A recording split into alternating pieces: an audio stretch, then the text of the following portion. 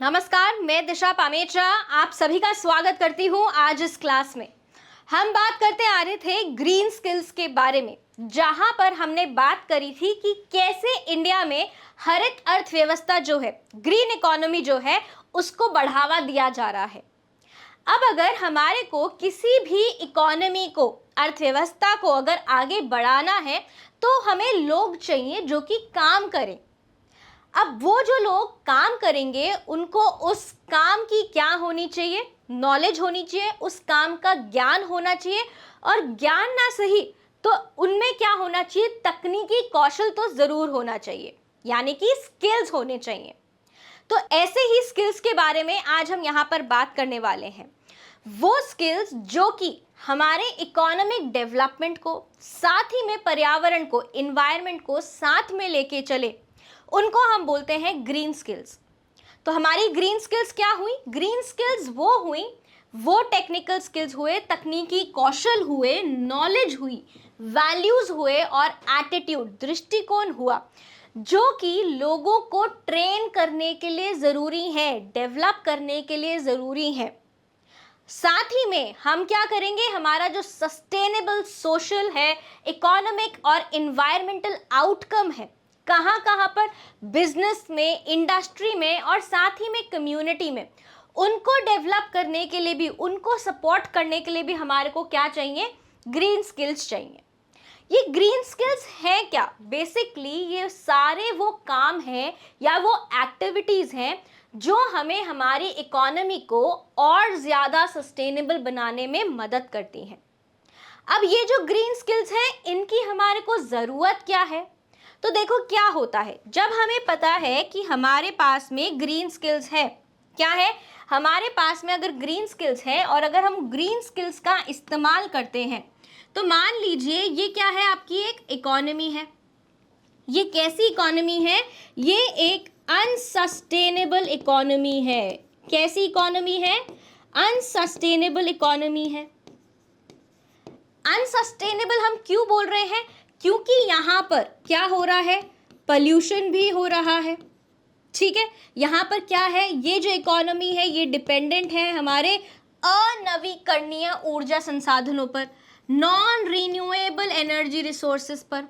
साथ ही में यहाँ पर क्या है, बहुत ज़्यादा फॉसिल फ्यूल के बर्न होने से क्या हो रहा है, ग्रीन हाउस गैसेस का एमिशन भी हो रहा है, जिसकी वजह से क्लाइमेट चेंज हो रहा है। क्या हो रहा है? जलवायु में परिवर्तन आ रहा है, ग्लोबल वार्मिंग हो रही है। समुद्र का ग्लोबल वार्मिंग के होने से ग्लेशियर्स जो पिघल रहे हैं, उनसे समुद्र का पानी का स्तर बढ़ रहा है। तो ये सभी क्या है, यहाँ पर हमारे पर्यावरण को क्षति पहुंच रही है। लेकिन दूसरी तरफ यहाँ पर क्या हो रहा है, धीरे धीरे स्टेप बाय स्टेप क्या अपनाई जा रही हैं, कुछ ऐसी तकनीकें अपनाई जा रही हैं। क्या अपनाई जा रही है? कुछ ऐसी तकनीकें अपनाई जा रही हैं जो कि हमारे को सपोर्ट कर रही हैं social, economic, industrial, business and community development में। इनको हमने क्या बोला है? ग्रीन स्किल्स बोला है। जब हम ग्रीन स्किल्स को प्रैक्टिस कर रहे हैं, फॉलो कर रहे हैं, तो जो हमारी ये इकोनॉमी बन के आती है, ये होती है एक ग्रीन इकोनॉमी। कैसी इकोनॉमी होगी ये? ये होगी एक ग्रीन इकोनॉमी। और ग्रीन इकोनॉमी क्यों बोल रहे हैं हम? क्योंकि ये इकोनॉमी कैसी होगी? सस्टेनेबल होगी। कैसी होगी? सस्टेनेबल होगी। बात समझ में आ रही है? ठीक है, अब यहाँ पर अगर हम इस इकोनॉमी को देखते हैं, तो यहाँ पर क्या होगा, यहाँ पर हम रिन्यूएबल एनर्जी पर काम करेंगे। क्या करेंगे? रिन्यूएबल एनर्जी को अपना सपोर्ट बनाएंगे। साथ ही में हम वाटर और वेस्ट का मैनेजमेंट करेंगे। क्या करेंगे? वाटर और वेस्ट का प्रबंधन, मैनेजमेंट करेंगे। बात समझ में आ रही है? हम एग्रीकल्चर को कैसा बनाएंगे? Sustainable agriculture. ट्रांसपोर्टेशन के लिए हम क्या यूज करेंगे? ग्रीन ट्रांसपोर्ट यूज करेंगे, यानी कि हम यूज करेंगे या अडॉप्ट करेंगे इलेक्ट्रिक व्हीकल्स को, बिजली चालित व्हीकल्स को। बात समझ में आ रही है? जब हम कंस्ट्रक्शन करेंगे, जब भी हम कंस्ट्रक्शन करेंगे तो वो कैसा कंस्ट्रक्शन होएगा? ग्रीन कंस्ट्रक्शन होएगा। कैसा कंस्ट्रक्शन होएगा? ग्रीन कंस्ट्रक्शन होएगा। रिसोर्सेज को हम सिर्फ उतना ही यूज करें जितनी उनकी ज़रूरत हो, जितनी उनकी ज़रूरत हो। वेस्ट है तो हम क्या फॉलो करेंगे? अपने इंडिविजुअल लेवल पे 3R पॉलिसी फॉलो करेंगे। रिड्यूस, रीयूज, रिसाइकिल, जिससे कि वेस्ट जो प्रोड्यूस हो रहा है वो भी कम प्रोड्यूस हो। तो ये सारी जो हमने टेक्निक्स लगाई हैं, जो भी हमारा तकनीकी कौशल है, दृष्टिकोण है, हमारे मूल्य है, सारा ज्ञान जो है, उन सब को हम क्या बोलते हैं? ग्रीन स्किल्स बोलते हैं। क्या बोलते हैं? ग्रीन स्किल्स बोलते हैं। और ग्रीन स्किल्स के ज़रिए हम किसकी तरफ बढ़ते हैं? एक ग्रीन इकोनॉमी की तरफ बढ़ते हैं। जो हमारा बदलाव आता है एक अनसस्टेनेबल इकोनॉमी से ग्रीन इकोनॉमी की तरफ, वो बहुत आसान हो जाता है। तो जो हमारी ग्रीन स्किल्स हैं वो क्या है? हमारी ग्रीन स्किल्स बहुत ज़्यादा ज़रूरी हैं, महत्वपूर्ण है, ये सुनिश्चित करने के लिए कि एक एफिशिएंट ट्रांजिशन हो from unsustainable to a green economy, to a green economy.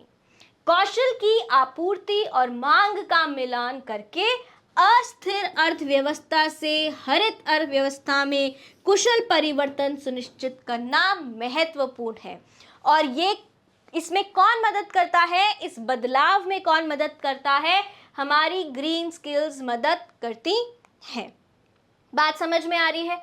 अब ये जो ग्रीन स्किल्स हैं ये हमारी ग्रीन इकोनॉमी को तो प्रमोट करती ही है, लेकिन ग्रीन इकोनॉमी में अगर आपको याद हो हमने कुछ 6 सेक्टर पढ़े थे। हमने एग्रीकल्चर पढ़ा, बिल्डिंग पढ़ा, कंस्ट्रक्शन पढ़ा, manufacturing, waste and water management. ये सारी चीज़ें हमने कहाँ पढ़ी थी? कि ये सारे हमारे टूरिज्म को मिला के हमारे 6 ग्रीन इकोनॉमी के बहुत ही महत्वपूर्ण क्या हैं? सेक्टर्स हैं। अब यहाँ पर जो ग्रीन स्किल्स हैं ये प्रमोट करती है ग्रीन इकोनॉमी। क्या प्रमोट करती है? ग्रीन इकोनॉमी को प्रमोट करती है। कहाँ कहाँ प्रमोट करेगी?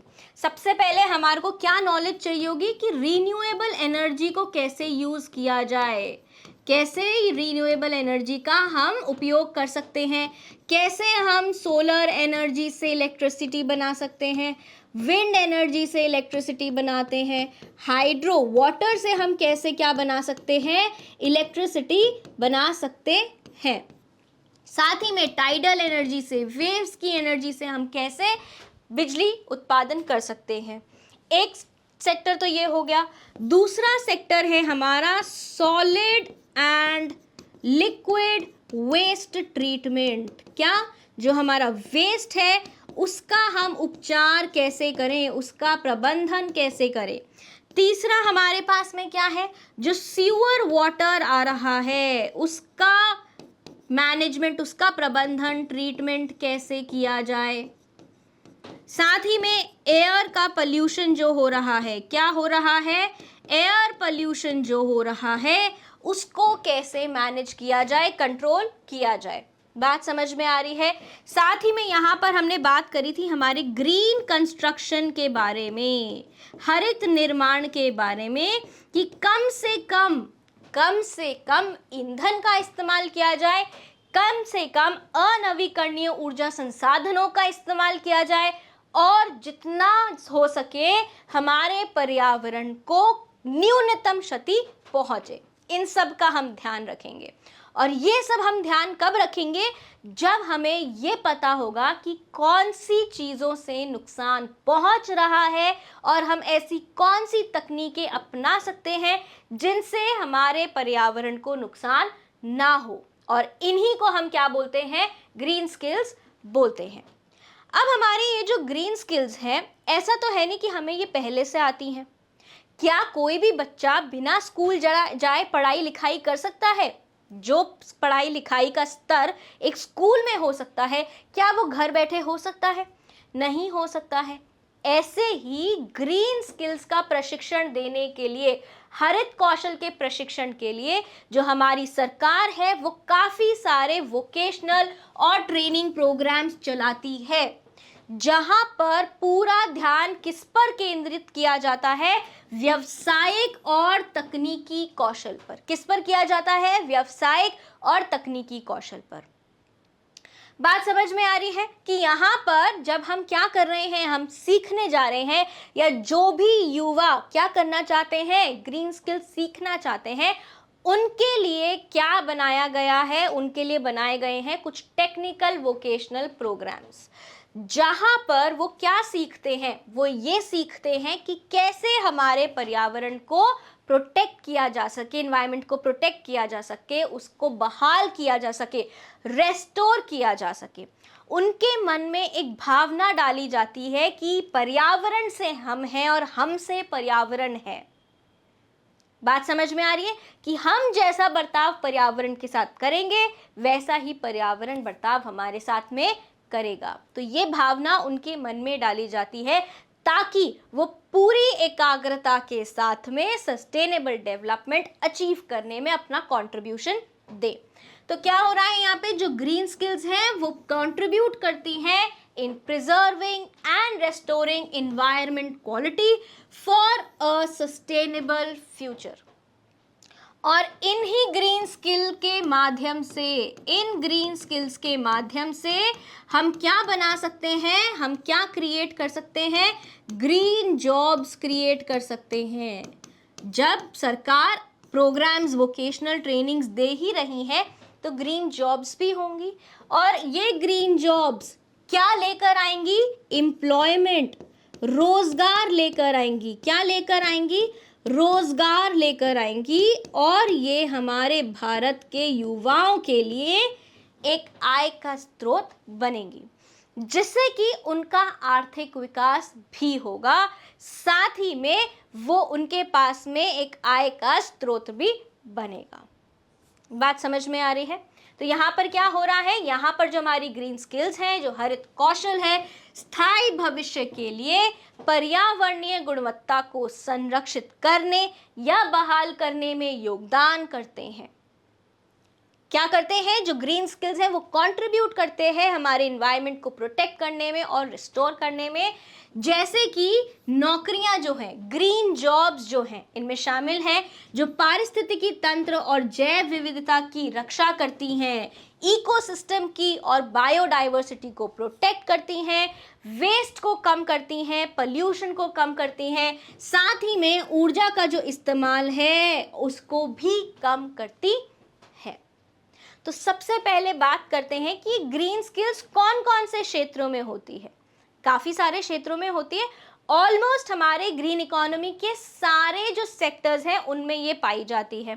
बात करें अगर हम रीन्यूएबल एनर्जी की, तो वहाँ भी हमारे को ग्रीन स्किल्स की ज़रूरत पड़ती है। अगर हम बात करें वेस्ट एंड वाटर मैनेजमेंट की, वहाँ चाहिए होगा rain water harvesting, energy conservation, reduction in pollution. साथ ही में आप यहाँ और क्या बोल सकते हैं? साथ ही में आप बोलेंगे कि इको टूरिज्म में भी ज़रूरत होगी, ग्रीन ट्रांसपोर्ट के लिए भी ज़रूरत होगी। इन सभी में क्या चाहिए होगा? इन सभी के लिए हमारे को ग्रीन स्किल्स चाहिए होंगी। इन सभी में काम करने के लिए हमारे को हरित कौशल की ज़रूरत रहेगी। बात समझ में आ रही है? अब जान लेते हैं कि किसी भी सेक्टर में काम करने के लिए कौन से ग्रीन स्किल्स या कौन सा ज्ञान, कौन सी नॉलेज हमें ज़रूरत पड़ती है। तो यहाँ पर एक टेबल आप देख सकते होंगे जहाँ पर काफ़ी सारे क्या हैं, एरियाज हैं, पर्पसेस हैं, जिसकी हमें क्या चाहिए, नॉलेज चाहिए या स्किल चाहिए उस सेक्टर में काम करने के लिए। सबसे पहला अगर आप यहाँ देखें तो ये बात कह रहे हैं नेचुरल रिसोर्सेज को मैनेज करने की, यानी कि प्राकृतिक संसाधनों का प्रबंधन करने की। अब हम प्राकृतिक संसाधनों को कैसे प्रबंधन कर सकते हैं? सबसे पहले तो हमें ये पता होना चाहिए कि प्राकृतिक संसाधन है क्या, कैसे वो हमारे काम आते हैं। अगर हम उनको लगातार काम लेते रहें तो क्या वो एग्जॉस्टेबल है या इनएग्जॉस्टेबल है, खत्म हो जाएंगे या वो वापस से बनते रहेंगे।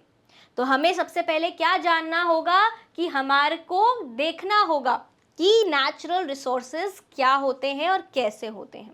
साथ ही में हमें देखना होगा कि हमारे जो नेचुरल रिसोर्सेज को काम में लेने की प्रक्रिया है उससे हमारे पर्यावरण पे क्या फर्क पड़ता है, और जो फर्क पड़ता है वो हमें समझना होगा।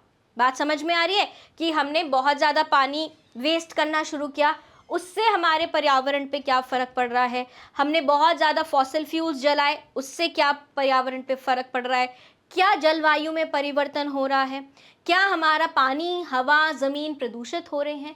तो हमारे को क्या पता होना चाहिए, एसेस करना आना चाहिए इन्वायरमेंटल इम्पैक्ट। जब हमें ये सारी बातें पता होंगी कि इस कार्य का ये असर पड़ रहा है, तो हम ऐसी तकनीकों को बनाएंगे और अपनाएंगे, डिज़ाइन करेंगे और अडॉप्ट करेंगे टेक्नोलॉजीज़ को, जो कि हमारे नेचुरल रिसोर्सेज के कंजम्पशन को, के उपयोग को कम करेगा। यही करना है हमारे को, हमारे नेचुरल रिसोर्सेज के उपयोग को हमें कम करना है। साथ ही में हमारे को लेजिस्लेशंस और जो गाइडलाइंस हैं हमारे नेचुरल रिसोर्सेज के एफिशिएंट सतत उपयोग की, उनके बारे में भी पता होना चाहिए। तभी हम क्या कर सकते हैं, जब ये सारी चीज़ें हमें पता होंगी तभी हम हमारे नेचुरल रिसोर्सेज का मैनेजमेंट कर पाएंगे। दूसरा हम यहाँ पर बात करेंगे कि हम कैसे क्लाइमेट रेजिलियंस को सपोर्ट कर सकते हैं। क्लाइमेट रेजिलियंस मतलब जो अभी हमारे इतनी ज़्यादा ग्रीन हाउस गैसेस के एमिशन के वजह से हमारा क्या हो रहा है, जलवायु परिवर्तन हो रहा है, ग्लोबल वार्मिंग हो रहा है, ये सारी चीज़ें जो हो रही हैं इनसे हम कैसे बचे जाएं। तो सबसे पहले हमारे को क्या डेवलप करना होगा, एक ऐसा मॉडल डेवलप करना होगा जिससे कि हम क्लाइमेट चेंज को पहचान सके, इंटरप्रेट कर सके। क्या कर सके, इंटरप्रेट कर सके क्लाइमेट के चेंज को। बात समझ में आ रही है। दूसरा हमें यहाँ पर क्या करना होगा, ऐसी हमारे को स्ट्रैटेजीज बनानी पड़ेंगी, रिस्क मैनेजमेंट स्ट्रैटेजीज बनानी पड़ेंगी फॉर फ्यूचर रिसोर्स अवेलेबिलिटी। क्या करना पड़ेगा, जो फ्यूचर में रिसोर्सेज हमें मिल रहे हैं उन पर हमारे को देखना होगा कि उनसे हम हमारी ज़रूरतों को कैसे पूरा कर सकते हैं। तीसरा हमें ये देखना है कि कौन कौन सी ऐसी टेक्नोलॉजीज हैं या कौन कौन सी ऐसी क्या है प्रौद्योगिकियां हैं जिनसे हम हमारे पर्यावरण को और ज़्यादा रेजिलिएंट बना सकते हैं। बात समझ में आ रही है। फिर बात करते हैं हमारी रिसोर्स एफिशिएंसी के बारे में। रिसोर्स एफिशिएंसी मतलब जितने भी हमारे पास में संसाधन हैं उनका कैसे सही इस्तेमाल हो सके और कम से कम यूज़ करके, कम से कम उनका उपयोग करके हम कैसे अपनी ज़रूरतों को पूरा करें, साथ ही में हमारे प्राकृतिक संसाधनों को आने वाली जनरेशन्स के लिए भी बचाएं।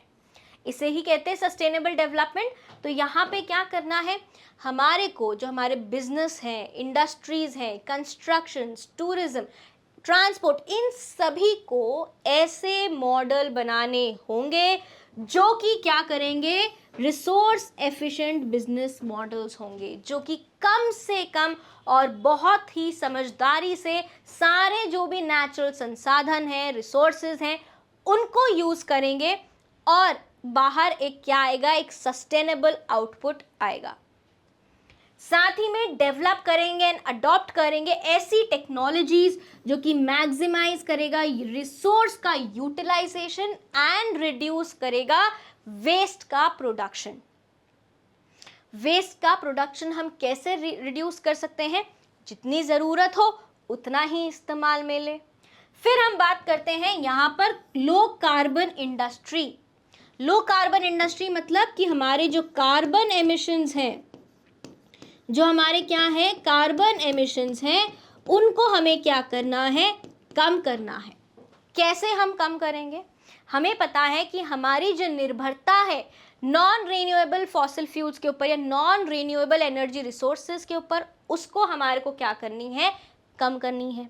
ये निर्भरता कैसे कम होगी, ये तभी कम होगी जब हम नई नई टेक्नोलॉजीज डेवलप करेंगे जो कि किसको प्रमोट करेंगी, बढ़ावा देंगी रिन्यूएबल एनर्जी रिसोर्सेज को, सोलर को, विंड को, वाटर को, इन सबको, टाइडल को प्रमोट करेगी। साथ ही में हमें ऐसी डिज़ाइन टेक्नोलॉजीज बनानी पड़ेंगी और अपनानी पड़ेंगी जो कि क्या करती हैं, कार्बन एमिशन को कम करती हैं, जो कि क्या करती हैं, कार्बन एमिशंस को कम करती हैं। तो ये सारी हमारी किसकी बातें थी, ये थी हमारी ग्रीन स्किल्स की बातें।